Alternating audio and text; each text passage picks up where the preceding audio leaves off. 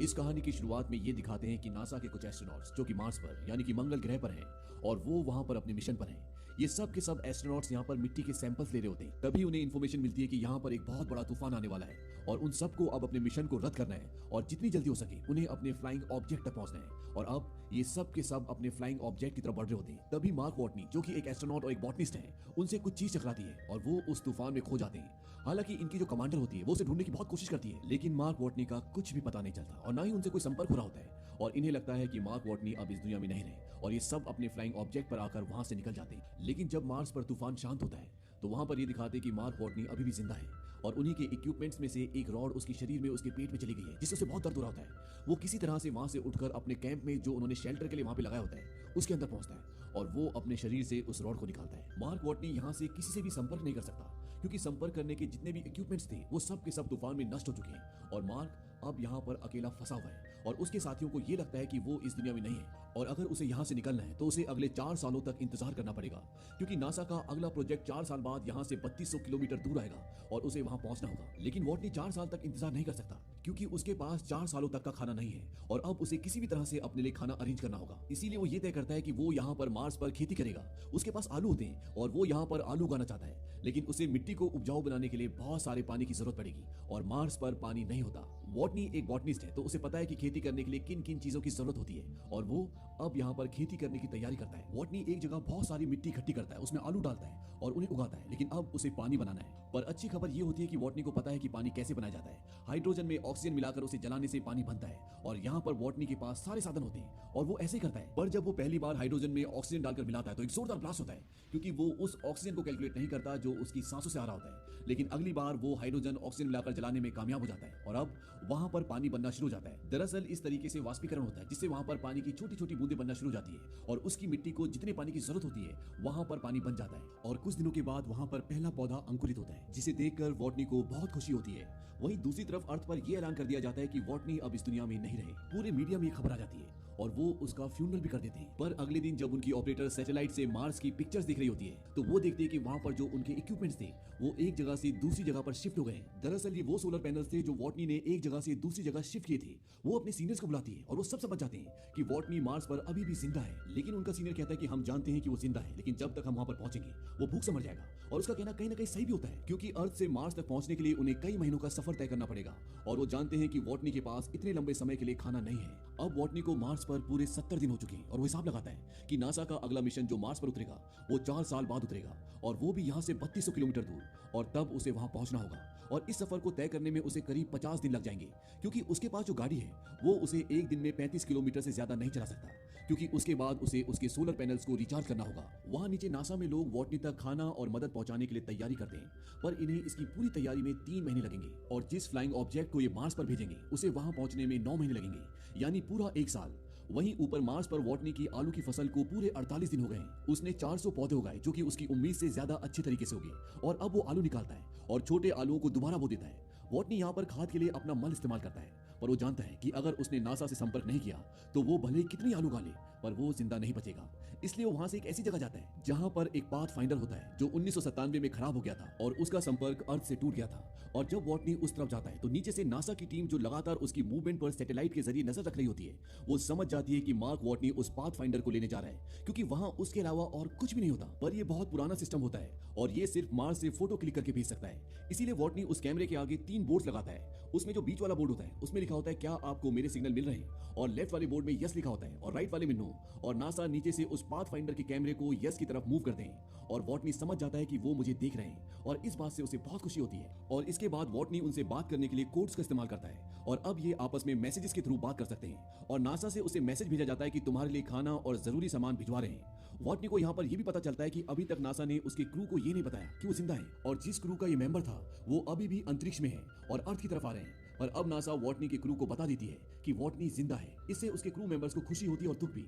उन्हें दुख इसलिए होता है कि वो वॉटनी को वहां अकेला छोड़ाए, पर अब वो कुछ नहीं कर सकते। अब जब मार्स पर सब कुछ ठीक ठीक चल रहा होता है तभी एक दिन उस जगह जहां पर उसने आलू उगाए हैं वहां पर एक ब्लास्ट होता है और उसकी सारी की सारी फसलें खराब हो जाती है और अब वो दोबारा फसलें नहीं उगा सकता, क्योंकि जो वातावरण उसने वहां पर बना होता है वो सारा का सारा वातावरण नष्ट हो जाता है। और हिसाब लगाया जाता है कि वॉटनी के पास जितने आलू हैं उन्हें खाकर वो तब तक जिंदा नहीं रह सकता जब तक अर्थ से उसके पास मदद पहुंचेगी, यानी कि जब अर्थ से उसके पास मदद पहुंचेगी उससे पहले वो भूख से मर चुका होगा। इसीलिए नासा वॉटनी को एक मैसेज देती है और उसे बोलती है कि तुम्हें अब कम से कम खाना खाना होगा, ताकि जब तक तुम तक मदद और खाना पहुंचे तुम जिंदा बच सको। और वॉटनी ऐसे ही करता है। जो खाना वो एक दिन में 3 बार खाता था, अब उसे वो एक बार का खाना 3 दिन तक चलाना होगा। और नीचे नासा उसके लिए लॉन्च की तैयारी करती है, जिसमें उसके लिए खाना और जरूरी सामान होता है। लेकिन यहाँ पर उन्हें देर हो रही होती है, इसीलिए वो उसकी टेस्टिंग नहीं करते और उसे लॉन्च कर देते हैं। लेकिन वॉटनी की किस्मत एक बार फिर उसका साथ नहीं देती। लॉन्च होने के बाद रॉकेट आसमान में ब्लास्ट हो जाता है और इस बात से सबके सब डिसअपॉइंट हो जाते हैं, क्योंकि अब वॉटनी नहीं बच सकता, उसके पास खाना नहीं है, उसके पास कोई मदद नहीं पहुंचा सकता। और जब वॉटनी को पता चलता है कि लॉन्च फेल हो गया तो वो टूट जाता है और वो नासा को एक मैसेज करता है। उसमें लिखा होता है कि मेरे माँ बाप तक ये संदेश जरूर पहुंचाना, मैं हार नहीं मान रहा, पर हमें हर एक अंजाम के लिए तैयार रहना चाहिए। आप उनसे कहना कि मुझे मेरा काम पसंद है और मैं इसमें माहिर भी हूँ, और अगर मैं इसमें मर भी गया तो मेरी मौत के पीछे एक नेक मकसद होगा जो मुझसे ज्यादा अहम है। उनसे कहना कि मैं मुश्किलों से डरा नहीं, मैंने उनका सामना किया। वहीं नासा अब पूरी तरह से उम्मीद छोड़ चुका है, पर चाइना नासा की मदद करने का फैसला करता है, क्योंकि उनके पास स्पेस में जाने के लिए पूरी तैयारी होती है। और अब 28 दिनों में नासा चाइना की मदद से दोबारा लॉन्च करने की तैयारी करता है। अब यहीं पर एक लड़का होता है जिसका नाम रिच होता है और ये एस्ट्रोडायनेमिक में काम करता है। रिच नासा की टीम को वॉटनी को बचाने का एक तरीका बताता है। वो कहता है कि जिस स्पेसशिप में बाकी का क्रू अर्थ पर वापस आ रहा है, अगर वो अर्थ पर वापस ना आकर अर्थ का चक्कर लगाए और जब वो अर्थ के ऑर्बिट के पास होगा, हम यहाँ से ऊपर स्पेसशिप पर सारा जरूरी सामान पहुंचा देंगे और स्लिंग शॉट के जरिए उस स्पेसशिप को जिसमें आपके 5 एस्ट्रोनॉट वापस आ रहे हैं उसे दोबारा मार्स की तरफ धकेल देंगे। स्लिंग शॉट ग्रेविटेशनल पुल को कहते हैं, जिससे किसी भी यान को ग्रेविटी की मदद से अंतरिक्ष में किसी दिशा में भेजा जाता है। रिच कहता है कि जब उनका यान मार्स के पास पहुंचेगा तो उन्हें मार्स पर उतरना नहीं है, क्योंकि अगर ये मार्स पर उतरेंगे तो इनका ईंधन खत्म हो जाएगा और ये पृथ्वी पर वापस नहीं आ पाएंगे। वो उन्हें बताता है कि उन्हें मार्स पर नहीं उतरना, बल्कि वॉटनी एमईवी यानी एक फ्लाइंग ऑब्जेक्ट जो पहले से मार्स पर है, उससे वॉटनी को मार्स के ऑर्बिट से बाहर आना होगा और जब वो ऊपर आएगा तो उसे बाकी के क्रू मेंबर्स पकड़ लेंगे। पर ये सब इतना आसान नहीं होता। इसमें सिर्फ वॉटनी की जान बचाने के लिए नासा वाले 5 एस्ट्रोनॉट्स की जान खतरे में नहीं डाल सकते, पर अगर वो ऐसा करते हैं तो वो वॉटनी के पास वक्त से पहले पहुंच जाएंगे।